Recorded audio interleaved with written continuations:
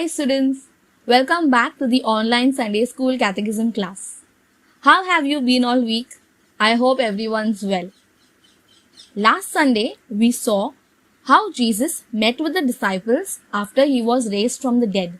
For 40 days, Jesus appeared to them and consoled them and made them believe that he was alive. After that, he took them to the village of Bethany, where he gave them the final mission, the important most mission of his, that is, to go out to the entire world and spread the good news that Jesus has come to save all mankind. After that, Jesus was taken back into heaven. The apostles, however, were still afraid because they didn't have Jesus with them, and they were wondering how they are going to have the courage and strength to carry out this important mission that Jesus gave to them. But as you know, Jesus has promised them a helper, and today we are going to learn all about this helper that Jesus talked about. Now before that, let me ask you something. Have you ever played with fire? You have seen your mummy and daddy ever lighting the stove and you became very curious, so you went very close to it and immediately Mama Dada said, no, don't go to the fire. You'll get burnt, your skin will get burnt and then it will pain. Ouch. Right? Yeah. So, but if you have been naughty, I know that you know about the pain. Don't worry, even I have done that. Okay, I got by Mr. Mummy said, don't do. If you have touched the fire and you know that it's hot, correct? Now, one of the symbols of this helper is a flame of fire. You know, when we pray, we light the candle, correct? We light a lamp or we light a candle. Now, why do we light the lamp or a candle while praying? Can you tell me? Right, because it is the symbol of this helper. And whenever we light a candle, it symbolizes that we are asking this helper to come and help us. Now, who is this helper? None other than the Holy Spirit. The Holy Spirit has been given various signs and symbols. The Holy Spirit is like a dove, is like the breeze or the wind, it's like a burning fire. And many of these symbols were seen when Jesus was alive. When do we light a candle? We light a candle when it's dark. Obviously now we have electricity, but sometimes when the electricity goes out, we have to light a candle in the evening so that it won't be dark and we can see things. Otherwise we'll keep on falling. Correct? But the fire is the most important symbol for Christianity. It shows us the presence of the Holy Spirit and we need to respect this fire. So what does the fire do? It takes away the darkness and gives us light, gives us hope. When you are in the dark, you feel afraid, you feel sad. But the moment there is light, you feel joy and you feel happiness. Correct? So, now we are going to talk about what happened with the apostles and why we are talking about this fire, which symbolizes the Holy Spirit. So, after Jesus was taken up into heaven, the 11 disciples, yes, they were very sad. But as Jesus had promised them a helper, they went back to the upper room with Mother Mary and prayed every day, prayed very hard. Jesus, help us, send us this helper that you have promised. So on the 50th day after Jesus had died and the apostles were praying in the upper room, there was complete silence in this room. Like this. Just when the teacher is about to enter, you're not making so much noise, and then suddenly one of them sees the teacher and everybody becomes silent. And there was a huge wind that blew into the room. Okay, all the hair and all was flying of the apostles. And again there was calm and peace in the room. When the apostles opened their eyes, they saw a little flame of fire on each of their heads, just like when you light a candle and you have a flame. So the apostles, above the apostles' head, there was a flame of fire. And this flame of fire showed them that the Holy Spirit was given to them as promised by Jesus. So let's see a short video on how the Holy Spirit came upon the apostles. These are the apostles. Hello. They followed Jesus during his time on earth. Before Jesus went to heaven, he told them to stay in Jerusalem until God sent the gift he promised. See ya. So after Jesus went to heaven, the apostles stayed in Jerusalem along with the other people who believed in Jesus. One day they were all gathered together when there was a sound from heaven like a mighty windstorm. Whoa. Then what looked like flames appeared and settled on each of them, and everyone was filled with the Holy Spirit. The Holy Spirit gave them the ability to speak in other languages, and so they started speaking. At that time, there were devout Jews from every nation living in Jerusalem. When they heard the loud noise, they came running to see what it was. What's going on? When they saw the believers speaking in their own languages, they were shocked and amazed. Hey, do you hear this? They wondered, how can this be? These people are from Galilee, and yet we hear them speaking in our own native languages about the wonderful things God has done. What can this mean? Nah, whatever. But others in the crowd didn't believe that it was really a miracle and thought the believers were just acting oddly. Then Peter stepped forward and shouted to the crowd, Hey, all you! "Listen carefully, all you." He told them that they were not acting strangely, but that this was from God. He reminded them that God said this would happen long ago. Then Peter told them about how Jesus was crucified, but then raised to life again, just as God had said he would be. He told them that Jesus was now in heaven and that God had given the Holy Spirit to them, as he had promised. Peter's words changed what the people thought and felt, and they asked, "Brothers, what should we do?" Peter told them, "Each of you must repent of your sins and turn to God and be baptized in the name of Jesus Christ for the forgiveness of your sins. Then you will receive the gift of the Holy Spirit." Wow. Peter continued to preach to the crowd for a long time, and those who believed what Peter said were baptized. 3,000 people were baptized and added to the church that day. Then all the believers listened to the apostles' teaching and practiced what they taught. Hey. They met together in fellowship, shared meals, and prayed together. They were amazed as the apostles performed many miraculous signs and wonders.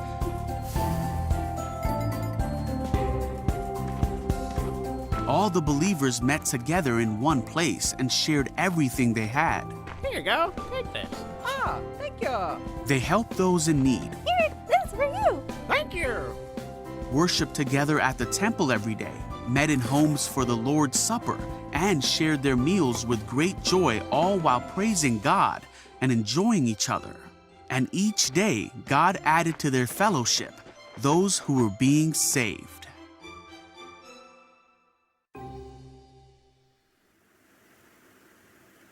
So children, now that you have seen the video, I will show you a picture. Look at it. Before the Holy Spirit, the apostles were frightened, doubtful, sad that Jesus was no longer with them, and they believed they had no talent, no qualities, and very less education to actually carry out the mission that Jesus had given them. They knew very few languages, and this would not help them to go out to different regions which spoke different languages.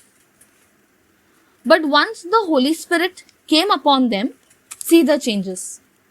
They became brave, full of faith, happy, and spoke like learned people, full of knowledge and wisdom, and also started speaking in different languages. Now the people outside the upper room heard this big commotion. Everybody was talking and praying in different languages. And the people outside the upper room were confused. They gathered outside the house in a huge number. And they started talking between themselves. Who are these people? Are they drunk? Okay. How are they talking all these different languages? I am from a different country. I am not from Jerusalem, but they are talking in my language. And everyone was talking about this. And suddenly Peter comes out of the room, very full of faith, strong, and speaks to them, talks to them all about Jesus, tells them about Jesus' life, death, and resurrection, and makes the people believe in Jesus. The church was born. This day is forever known as the Pentecost Sunday. The coming of the Holy Spirit changed the lives of the apostles and all who heard the word of God. So I am going to now read a short verse from the book of Acts. In amazement and wonder, they exclaimed, "These people who are talking like this are Galileans. How is it that all of us hear them speaking in our own native language? We are from Parthia, Media, and Elam, from Mesopotamia, Judea, and Cappadocia, from Pontus and Asia, from Phrygia and Pamphylia, from Egypt and the regions of Libya near Cyrene. Some of us are from Rome, both Jews and Gentiles converted to Judaism, and some of us are from Crete and Arabia. Yet, all of us hear them speaking in our own languages about the great things that God has done." Amazed and confused, they kept asking each other, "What does this mean?" So you see, everyone was amazed at these changes that happened with the apostles. So as you remember me saying that before the coming of the Holy Spirit, the apostles were frightened, afraid. Now they are no longer frightened. They are brave, happy, encouraged, strong, and full of faith in Jesus. Thomas the apostle, if you know, had also doubted that Jesus was alive. But when Jesus appeared to him before his ascension, Thomas, who doubted, now believed that Jesus was alive. And Saint Thomas was the apostle that came to India. So we are indeed blessed to have one of the apostles of Jesus to come here in our country and spread the good news. Children, now we are going to pray. So I want you to now sit comfortably with your hands on your lap and close your eyes.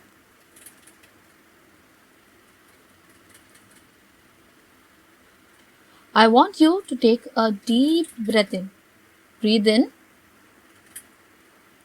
Breathe out. Breathe in. Breathe out. Breathe in. Breathe out. Imagine that you are in the upper room with the 11 apostles and Mother Mary and all the faithful followers of Jesus. You can see them kneeling down, praying for the Holy Spirit to come upon them.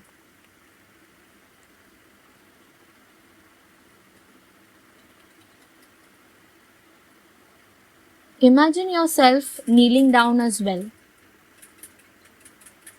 asking Jesus to bless you with the power of the Holy Spirit.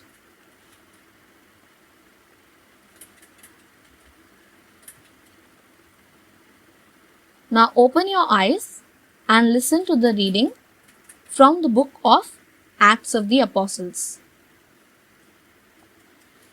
When the day of Pentecost came, all the believers were gathered together in one place. Suddenly, there was a noise from the sky which sounded like a strong wind blowing, and it filled the whole house where they were sitting. Then they saw what looked like tongues of fire which spread out and touched each person there. They were all filled with the Holy Spirit and began to talk in other languages as the Spirit enabled them to speak. There were Jews living in Jerusalem, religious men who had come from every country in the world. When they heard this noise, a large crowd gathered. They were excited because each one of them heard the believers speaking in their own language. In amazement and wonder, they exclaimed, "These people are talking like this. They are Galileans. How is it then that all of us hear them speaking in our own native language?"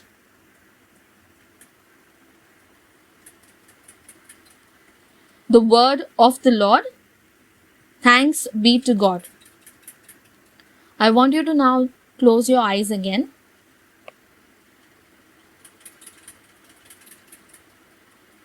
Go back to the upper room where you are kneeling down, praying with the apostles. Do you hear the sound of the wind filling the room? Try to imagine a small fire on the head of the apostles. Can you see one on your head as well?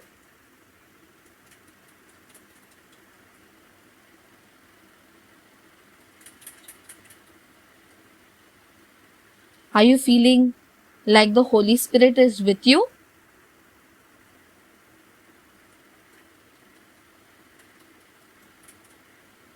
The Jews who were standing outside felt that the apostles were drunk.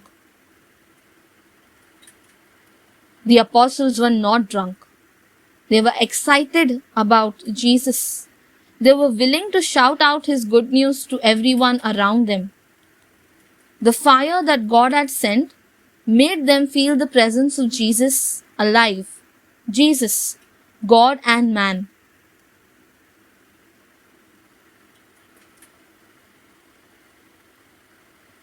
How would you feel if you had been actually present that day and listened to Saint Peter talking to the entire crowd gathered outside the upper room?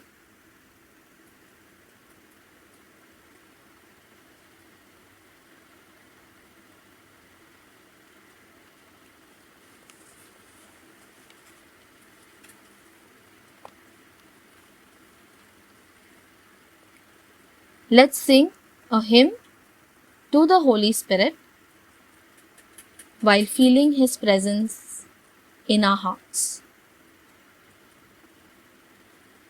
Spirit of the living God, fill our hearts with love. Spirit of the living God, fill our hearts with love. Break us, melt us, mold us, fill us, Spirit of the living God, fill our hearts with love.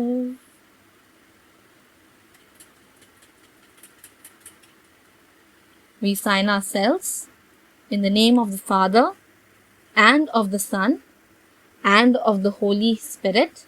Amen. Okay, children. You can open your eyes. Last Sunday, we had done an activity.